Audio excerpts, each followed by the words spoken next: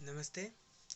आज हम लोग इस कक्षा में नवम कक्षा के पहला जो पाठ था साहस और ज़िंदगी यानी कि हिम्मत और ज़िंदगी, उस पाठ का प्रश्न उत्तर हमने पहले भी एक बार वार्तालाप किया था। अभी उसी पर जो आ नंबर के प्रश्न है संक्षिप्त उत्तर दो, यानी जो पहला प्रश्न है चांदनी की शीतलता का आनंद कैसा मनुष्य उठा पाता है, तो उस प्रश्न को हम आज क्या करेंगे, डिस्कस करेंगे। तो इसका आंसर होगा कि चांदनी की शीतलता मन को आनंदित कर देती है। वो दिन भर की थकान को छूमंतर कर देता है। इसकी शीतलता का अनुभव करने के लिए शरीर में थकावट का एहसास होना जरूरी होता है। इसलिए सही मायने में इसकी शीतलता का आनंद वही ले सकता है जो दिन भर धूप में कड़ी मेहनत कर लौटा हो और जिसे अपने दिन बीतने पर एक संतुष्टि का एहसास हो और दिन भर मेहनत के बाद दो पल सुकून के शीतलता के साथ व्यतीत करना चाहता हो।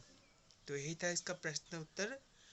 और जो दूसरा नंबर का प्रश्न है वो है, लेखक ने अकेले चलने वालों की तुलना सिंह से क्यों की है।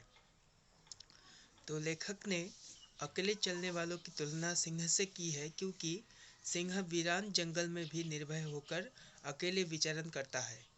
वो भेड़ बकरियों की तरह झुंड बनाकर नहीं चलता। तो इसका जो तीसरा सवाल है वो है, जिंदगी का भेद किसे मालूम है। जिंदगी का भेद उस व्यक्ति को ही मालूम है जो ये मानकर आगे बढ़ता है कि जिंदगी कभी न खत्म होने वाली सफ़र का नाम है। तो इसका जो लास्ट क्वेश्चन है वो है, लेखक ने जीवन के साधकों को क्या चुनौती दी है। लेखक ने जीवन के साधकों को ये चुनौती दी है कि यदि वो जीवन में जो मिला उससे संतोष करने लगे तो संभावनाएं दबी पड़ी है, उनका विकास कौन करेगा। इसलिए आगे बढ़ो और जिंदगी के फल को दोनों हाथों से बटोरो।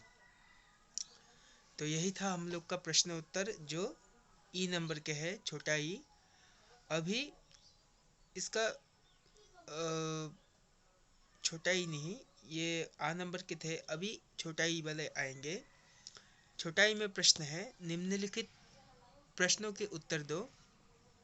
तो पहला प्रश्न है कि लेखक ने जिंदगी की कौन सी दो सूरतें बताई है और उनमें से किसे बेहतर माना है। लेखक ने जिंदगी की निम्नलिखित दो सूरतें बताई है। पहली वो जिसमें अपने मकसद को पाने के लिए असफलताओं को पत्थर से टकराकर भी आगे बढ़ने का जुनून होता है। दूसरी वो जिसमें जो मिला उसी में संतुष्टि, ना जीत का जश्न, ना हार का मातम और ना ही जिंदगी को दांव पर लगा साहस दिखाने का जुनून होता है। लेखक ने पहली सूरत को बेहतर माना है क्योंकि उनके अनुसार जिंदगी का असली मजा तो साहस भरे कदम उठा आगे बढ़ने में ही है। और इसका जो दूसरा प्रश्न है वो है, जीवन में सुख प्राप्त न होना और मौके पर हिम्मत न दिखा पाना, इन दोनों में से लेखक ने किसे श्रेष्ठ माना है और क्यों। तो जीवन में सुख प्राप्त होना और मौके पर हिम्मत न दिखा पाना, इन दोनों में से लेखक ने जीवन में सुख प्राप्त न होने को श्रेष्ठ माना है। हार और जीत एक ही सिक्के के दो पहलू होते हैं। कोशिश करके यदि हार भी मिले तो हमें अफसोस नहीं करना चाहिए। कोशिश करके यदि हार भी मिले तो हमें अफसोस नहीं करना चाहिए, क्योंकि हम खुद से नज़र मिलाने के लायक रहते हैं कि कम से कम हमने हिम्मत दिखाई, चाहे फिर इसका नतीजा कुछ भी हो।